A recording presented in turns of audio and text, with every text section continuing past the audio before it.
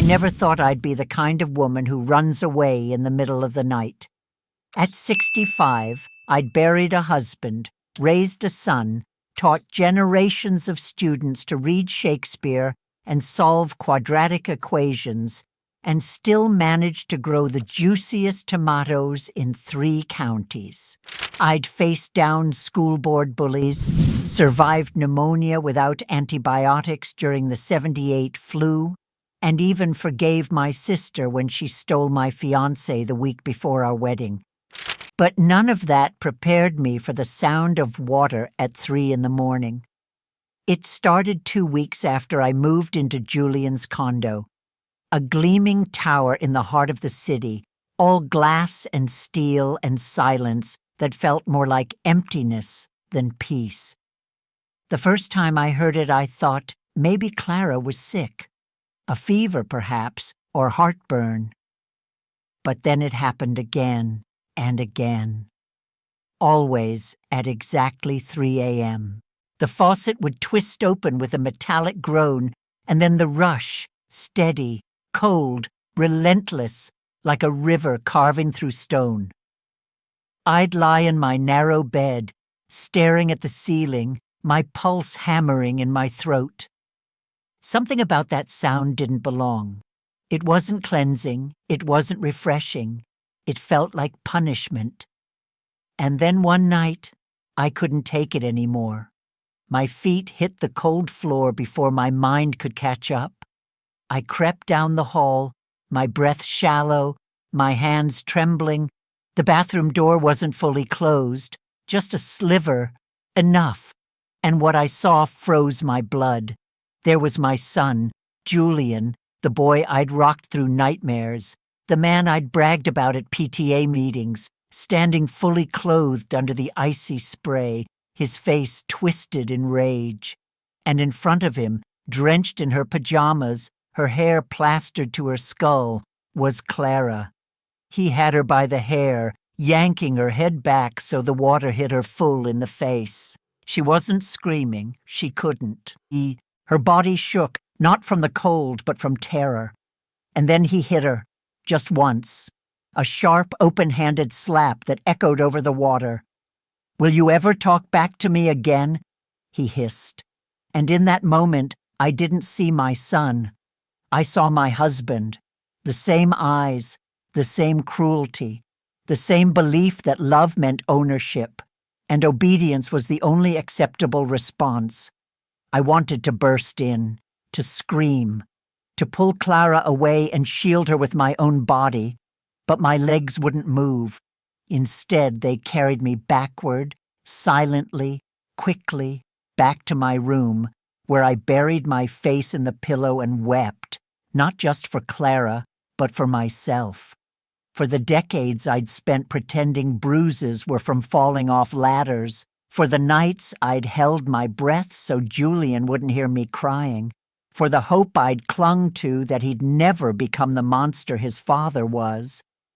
I'd failed, not just as a wife, but as a mother. And the worst part? I knew exactly what Clara was feeling, because I'd felt it too. The shame, the isolation, the desperate bargaining, if I'm quieter, if I'm better, if I disappear just enough. Maybe he'll stop, but he never stops. Not unless someone makes him. That night I made my decision. I would leave. Not because I was weak, but because staying would mean I was part of the lie. By dawn I was packing. Just a few clothes, my photo album, the silver locket my mother gave me. When Julian came home that evening, I told him calmly, "I'm moving to a retirement community." He exploded, called me ungrateful, said people would talk, that he'd worked so hard to give me comfort, and this was how I repaid him. But I didn't flinch. "This isn't about comfort, Julian," I said. "It's about peace, and I can't find it here." Clara cried, begged me to stay. But I squeezed her hand and whispered, "You'll come visit, every week." I didn't tell her the truth, not yet.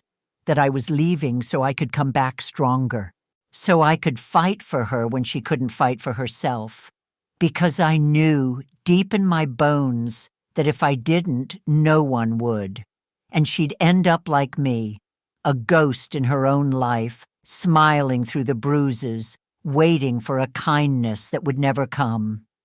The retirement community was everything Julian promised: quiet, clean, safe. There were morning yoga classes, bridge tournaments, and a garden where I could finally grow my tomatoes again. But peace? That was harder to find.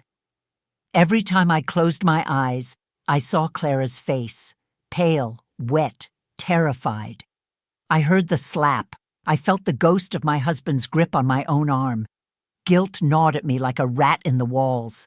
Had I abandoned her? Run away like a coward? For days I barely spoke.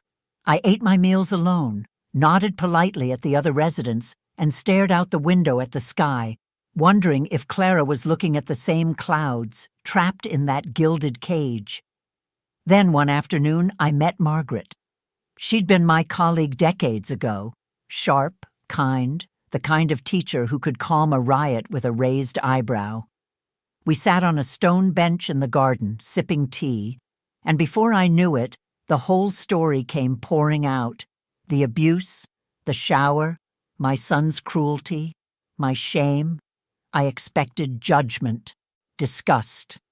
Instead, Margaret took my hand and said, "You've been through hell, Eleanor, but your story, it reminds me of my daughter." And then she told me about Leah, her bright, beautiful girl who'd married a man who seemed perfect on the outside but was a monster behind closed doors. How Margaret had told her to be patient, to pray for change, to endure for the sake of the family. How she'd watched her daughter's light dim, her spirit break, until one day Leah came home with a black eye and eyes so empty, Margaret said, it was like looking at a photograph of a ghost. That's when Margaret realized patience doesn't heal abuses, it feeds them. And that day she told Leah, "You don't have to stay. I'll help you leave." Hearing that broke something open in me. I hadn't just failed Clara, I'd failed myself by believing silence was the price of survival. But it's not. Silence is surrender, and I was done surrendering. When Clara came to visit a week later, I saw it immediately. The faint bruise near her hairline, the way she flinched when a door slammed. I didn't let her lie this time. "I saw you," I said gently. "In the bathroom. I know what he's doing to you." She tried to deny it, just like I had all those years ago, but I held her hands and said, "Don't lie to me, child, and don't lie to yourself. I lived this nightmare. I know the script by heart." And then she broke. Great, heaving sobs that shook her whole body.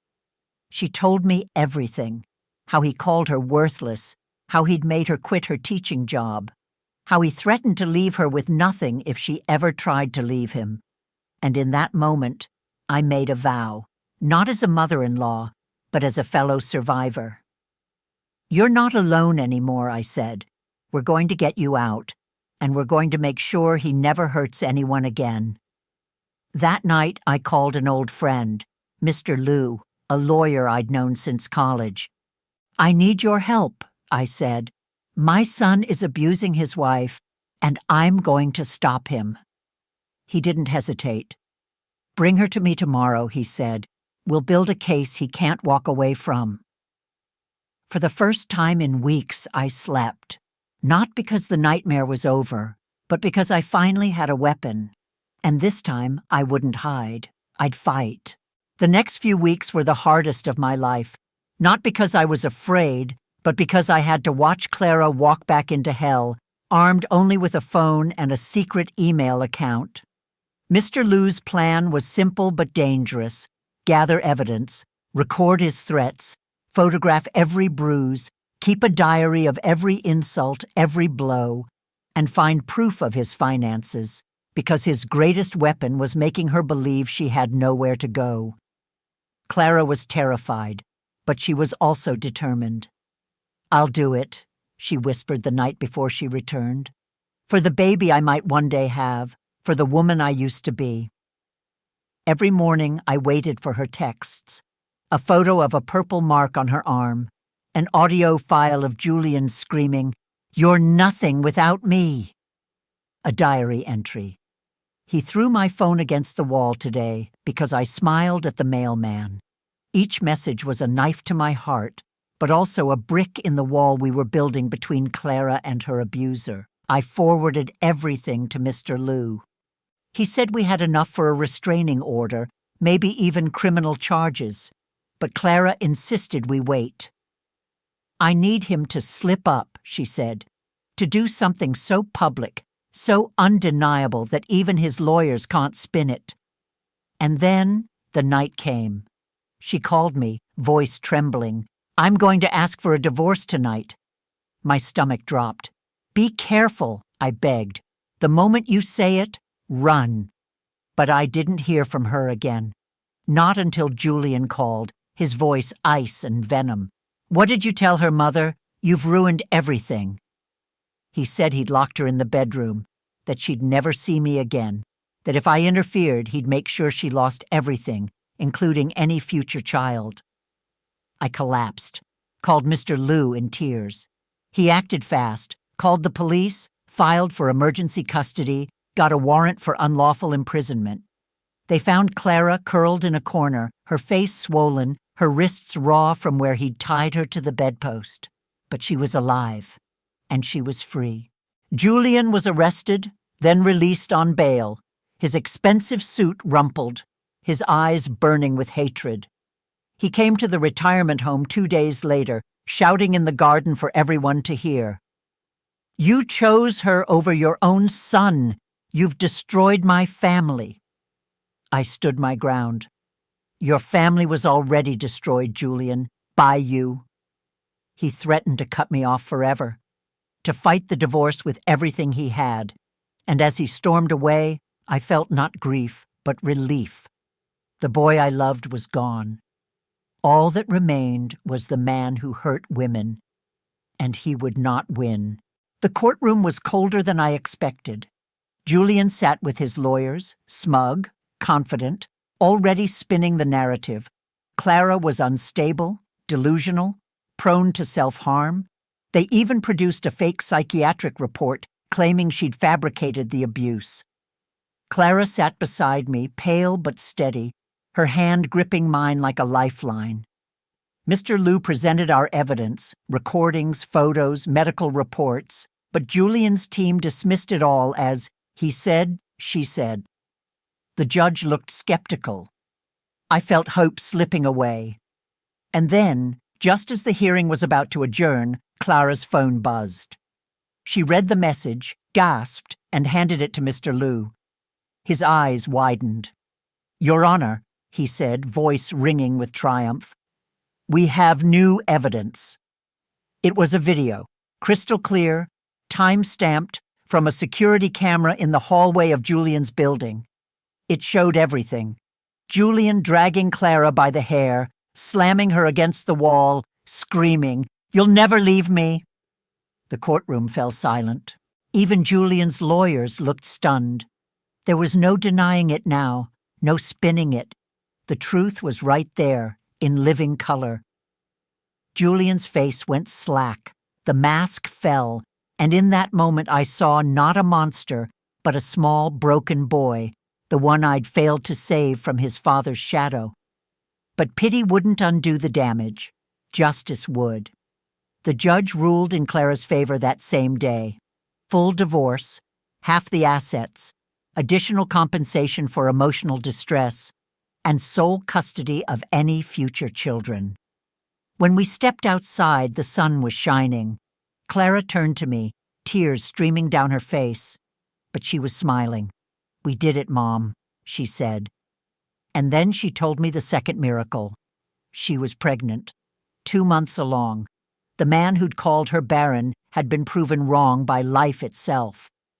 Julian begged for forgiveness after that, left voicemails, sent flowers, even showed up at her new condo.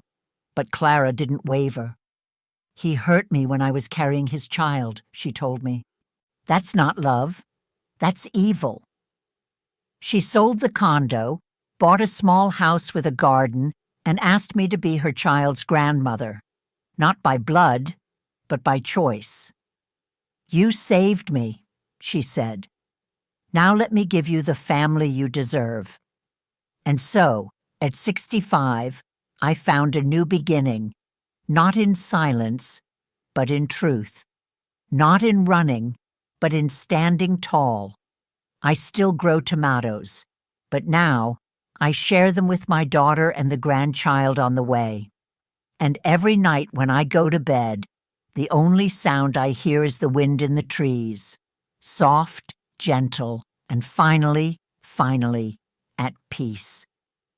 If this story touched your heart, please like this video, share your journey in the comments, and subscribe to Beloved Grandma channel for more videos like this.